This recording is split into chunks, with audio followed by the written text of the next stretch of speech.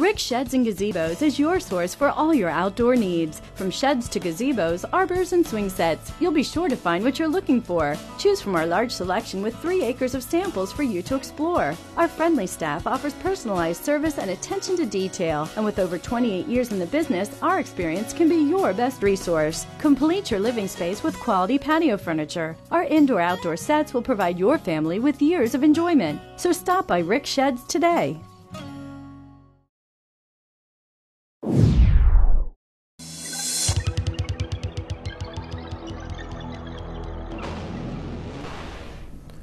Roberto Cortijo is currently a wanted fugitive for a probation parole violation by the Delaware County Sheriff's Office. He is a convicted sex offender. On February 22, 2005, Cortijo was convicted of aggravated indecent assault. As a result of his conviction, he is required to register under Megan's Law as a registered sex offender. Megan's Law was enacted in 1996 to address 3 major categories. 1. Identify those sexually violent offenders who are truly predators and allow the sentencing court to impose a life sentence on those offenders. 2. Register with the Pennsylvania State Police both sex offenders and sexually violent predators. And 3. Notify the communities when those persons identified as sexually violent predators move into their neighborhoods. On November 24, 2004, Governor Edward Rendell signed into law significant changes to Megan's Law. Now, information on all registered sex offenders will be available to the public through the Internet. To view Pennsylvania's Megan's Law website, visit pameganslaw.state.pa.us. On December 29, 2005, a bench warrant was issued for Roberto Cortijo for his failure to comply with his probation and parole conditions. Cortijo has absconded from his court supervision.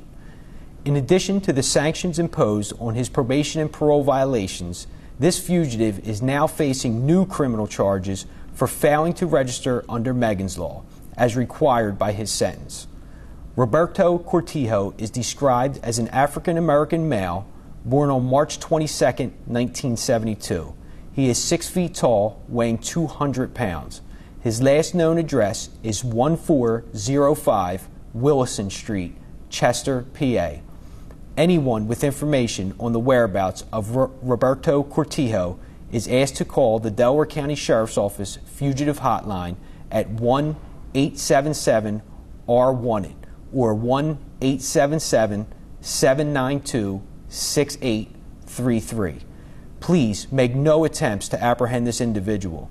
Contact police at 911 or the Delaware County Sheriff's Office immediately. Hi, and welcome back to our special edition of Delaware County's Most Wanted. I have with me right here Trooper Kriby, representing Pennsylvania State Police. In our run that we've have had for the last 5 years, PSP has been the reigning champion, and we're looking for a law enforcement agency that's going to be able to take them on. Trooper, do you think that there's ever going to be a possibility of someone beating PSP? I hope somebody comes out and gives us a challenge. Every year we come out here and everybody says they're going to beat us, but we always end up winning. And with me I have a young man, a future runner for PSP, Jake Wysocki. Jake, you want to say hello to everybody? Hi.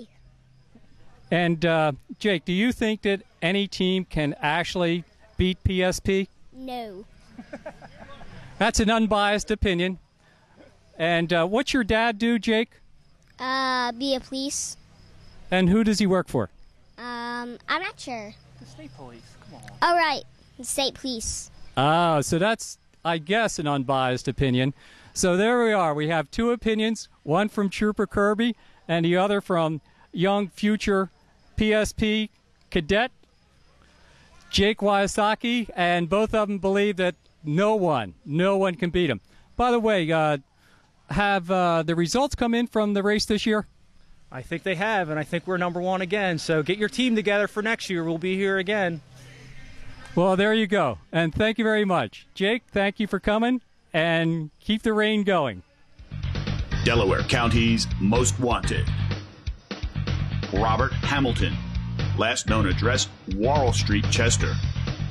Wanted for failure to pay child support. Total amount $44,300. Danielle Lusky. Scar on upper left thigh. Wanted for failure to pay child support.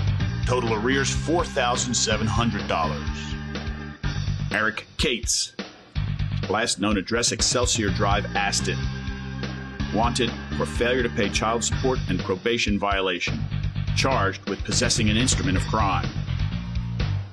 George Anderson. Last known address Moore Street, Derby. Wanted for failure to pay child support. Total arrears $41,000. Joseph Emmel Sr. Last known address Chichester Avenue, Boothwyn. Wanted for failure to pay child support. Total arrears $17,700. Charles Horn. Last known address Adair Road, Brookhaven. Wanted for failure to pay child support and probation violation. Charged with DUI. To make anonymous reports or for more information, call 1-877-R-WANTED or visit DelcoMostWanted.com.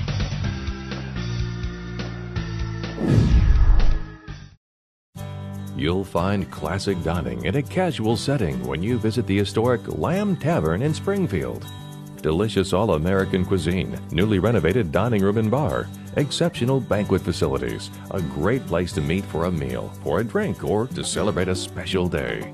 It's always a pleasure to visit The Lamb, where historic charm combines with excitement and class right here in Springfield.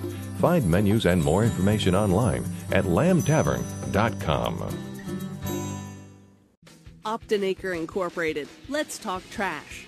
We have been serving the Delaware Valley since 1969 and have established a reputation for reliability and consistently great service. We offer personalized services to meet your exact needs. We do recycling, roll-off and container service, compactors, bulk cleanup, and more. Demolition services are also available. Call Optinaker Incorporated at 610-459-3515 or find us online at optinaker.com.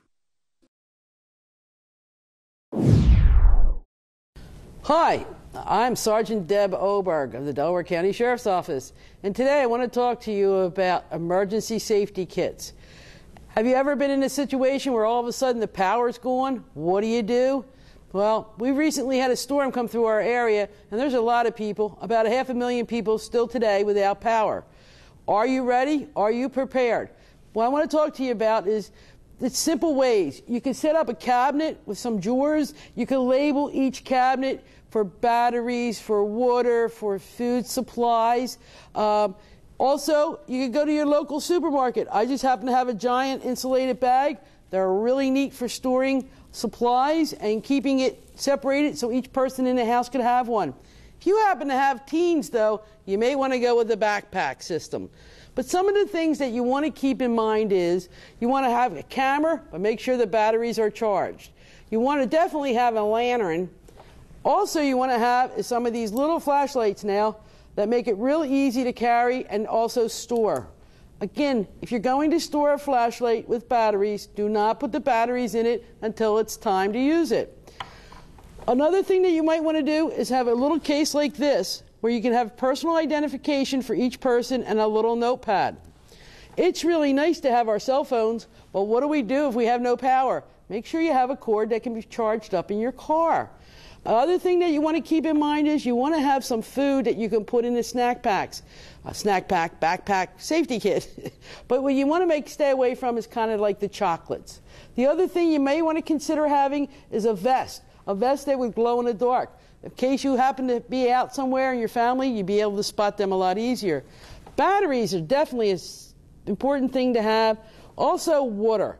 Basically, they say you should have 1 gallon of water for each person in your house per day for drinking and for sanitation.